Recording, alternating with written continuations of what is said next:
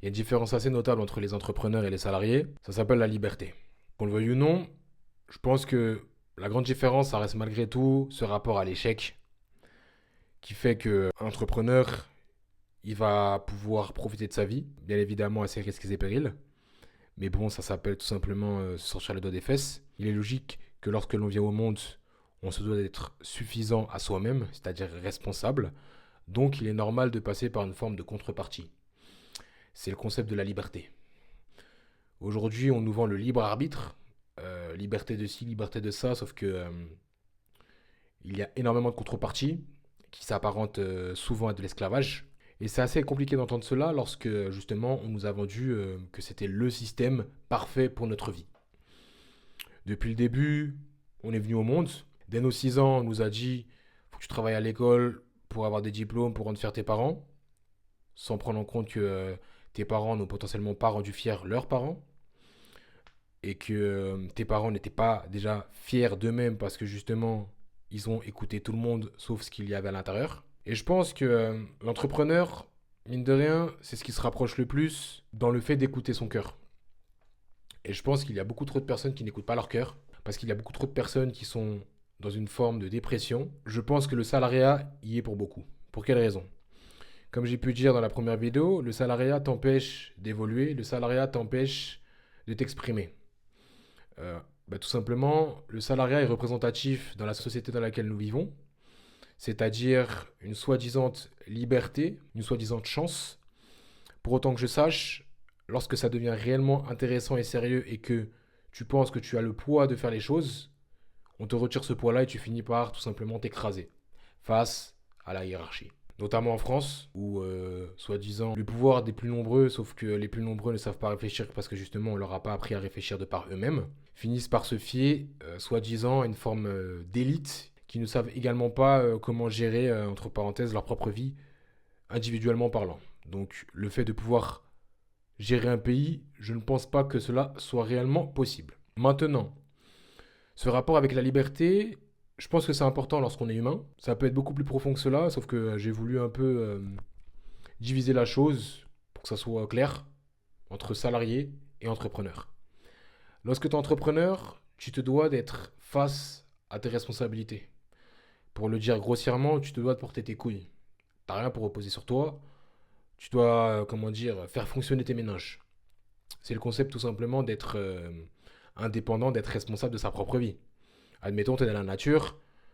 Si tu dois te débrouiller tout seul, bah, autant que tu utilises tes propres moyens, donc tes propres outils, c'est-à-dire ton cerveau, pour pouvoir construire tout ça, pour pouvoir t'adapter à ton environnement. Et en soi, l'entrepreneur, c'est exactement comme cela que ça se passe. Il se doit d'analyser son environnement et trouver des solutions. En l'occurrence, ce n'est pas justement que pour sa survie, mais c'est pour, entre parenthèses, aider son entourage, aider le monde. Et c'est ce rapport avec la création qui est très intéressant parce que, qu'on le veuille ou non, nous sommes des êtres spirituels. Et bon, qu'il y ait un Dieu, qu'il n'y ait pas un Dieu, qu'il y ait l'univers, qu'il y ait le soleil, je ne sais pas quoi, ce rapport avec la création, ce rapport avec ce côté générateur de richesse, générateur de valeur, la création, la genèse tout simplement, le fait de créer, est assez notable dans le fait d'être libre. Parce que quand tu as cette liberté de penser, tu as cette liberté d'agir, donc de construire, si je puis dire. Aujourd'hui, force est de constater, si je dois faire le comparatif avec le salariat, lorsque tu es dans une situation de salariat, on sera plus dans une forme de déconstruction. Mais c'est en lien justement avec notre société actuelle, notamment en France, où on parle à chaque fois de déconstruire, notamment d'ailleurs l'homme masculin. On veut absolument déconstruire alors qu'on a déjà du mal à se construire en tant qu'homme. Donc, moi je pars du principe que lorsque tu es dans une forme de salariat, tu es un peu comme dans une forme d'esclavage. Je vais quand même repréciser, les personnes qui sont dans une forme de salariat mais qui sont heureux et épanouis, parfait pour vous. Maintenant, je parle des personnes qui sont frustrées, qui sont, entre parenthèses, dans un travail pour pouvoir se nourrir. Vous compreniez que de base, la société est dans la nature.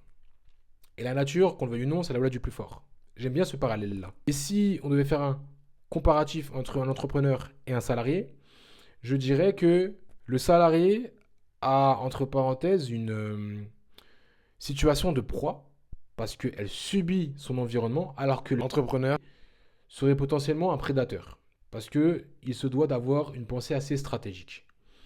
Et c'est en ça où c'est important de comprendre que ce rapport avec notre environnement est très très très très très très très important et indispensable pour comprendre que vous n'êtes pas censé être sous le joug de quelqu'un. Vous êtes venu au monde seul si je puis dire, et vous allez mourir seul. De ce fait, qui d'autre que vous-même peut savoir ce dans quoi vous devez mettre votre énergie, votre temps et tout simplement votre âme. Parce que vous y laissez votre âme. Lorsque vous êtes dans un endroit, vous laissez votre âme, votre énergie environnante, elle pullule la pièce parce que justement vous passez ce temps-là dedans, votre énergie dedans.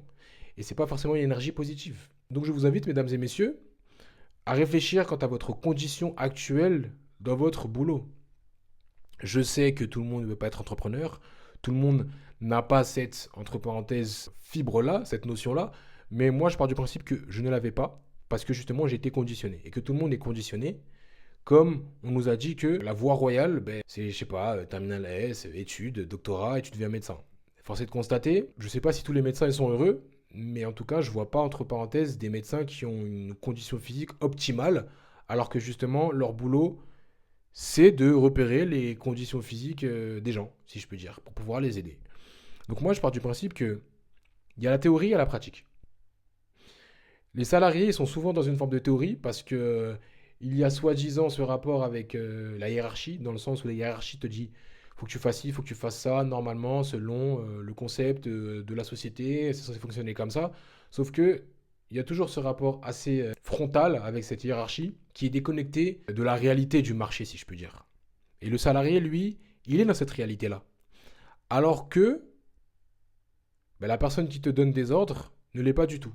C'est pour ça que des fois, on va péter notre crâne parce qu'on va s'embrouiller avec quelqu'un qui va mal nous parler parce qu'il considère que c'est basique, alors que il va être là juste une fois, il va peut-être bien faire les choses parce que voilà, il connaît bien son boulot, mais faire ça tous les jours, faut comprendre que c'est beaucoup plus complexe que cela.